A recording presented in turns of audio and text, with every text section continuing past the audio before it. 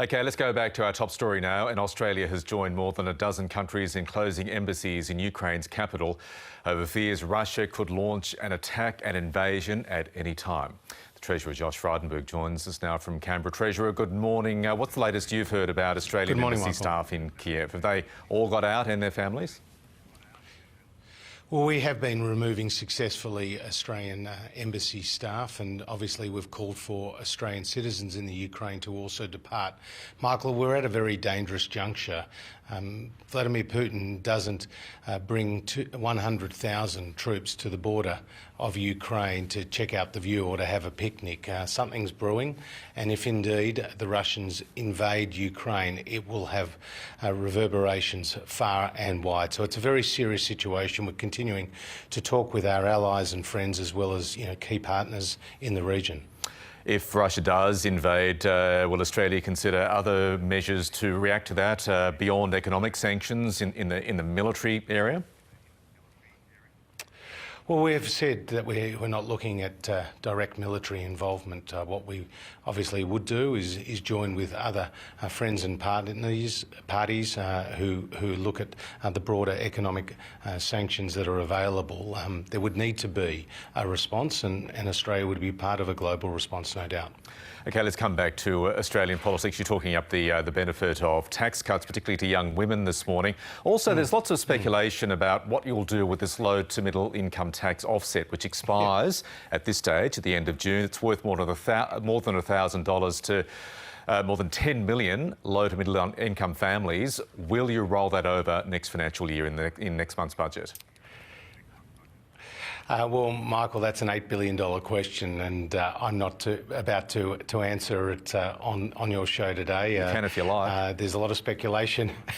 There's a lot of speculation as to what may or may not be in next month's budget. What we have done as a government is look to cut taxes at every turn. Small business tax cuts are now have rolled out, and small business taxes are now their lowest level in 50 years. We've cut taxes for more than 11 million households. And more than $30 billion has flowed. And just last week I introduced a bill into the Parliament to put in place a patent box to encourage innovation, research and development and new patents in the field of medical and biotech technology, because as you know, we have a great industry here in Australia, great champions like Cochlear or CSL, ResMed, and we want to see the next generation of medical device manufacturers and biotech entrepreneurs. So that's why we introduced that concessional company tax rate of 17 cents in the dollar. We've also got the broader structural reform that we're rolling out, which we've legislated but is yet to take full effect, which will see a 37 cents in the dollar tax bracket abolished, and 95% of Australian taxpayers pay a marginal rate of no more than 30 cents in the dollar. That's significant structural reform that's already been legislated. OK, so we'll just wait to see what you do about the tax offsets. You realise, though, if you don't roll it over, it effectively represents a tax rise for all these families come next financial year. Well, obviously, I don't accept that characterisation. Well, they'll be paying $1,000 more a year if you don't roll it over. Well, they're having to fork out $1,000 a year that they are getting care of the tax cut at the moment. Well, as you know, Michael, the low and middle income tax offset is not a permanent feature of the tax system. We've introduced it due to the particular economic circumstances of the time. But if you think back to Kevin Rudd and the global financial crisis with their $900 cheques, or indeed during this recession when we did our $750 payments to pensioners, carers and veterans, that was based on the economic circumstances at the time. When they did not continue, you didn't say that veterans or carers lost income. They were a supplement based on the conditions at the time. Now, we haven't made a decision about the low and middle income tax offset, but we have legislated significant structural reform as well as bringing forward stage 2 of the tax cuts, and that is already seeing money roll out into people's pockets, particularly, as you said at the top of the program, for young people and for young women. If you're a woman who's 25 and under, you've seen more than $2,000 of tax relief on average, and 20% less tax being paid by you compared to what you would have paid under the Labor Party. That's a very big difference. Before we go, what did you make of Jenny Morrison accusing Grace Tame of showing a lack of manners and respect in that exchange or that appearance of the Prime Minister and herself at the Lodge?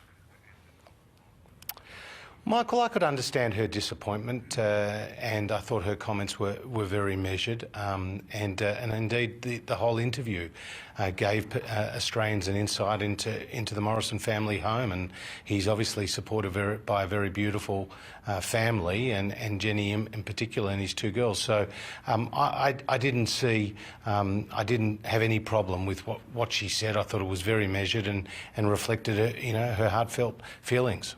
I mean, I guess the question is, and critics are raising the counterpoint, did Grace Tame have to smile as an abuse survivor?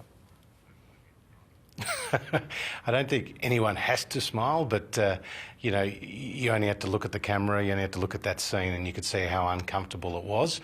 That was a day of celebration. The fact that a new Australian of the Year was about to be announced, and of course, Grace Tame, as having been the Australian of the Year, being invited to the Prime Minister's residence. That's a great honour for anyone, and obviously, Jenny Morrison, and I think in very measured comments, thought the behaviour should have been somewhat different.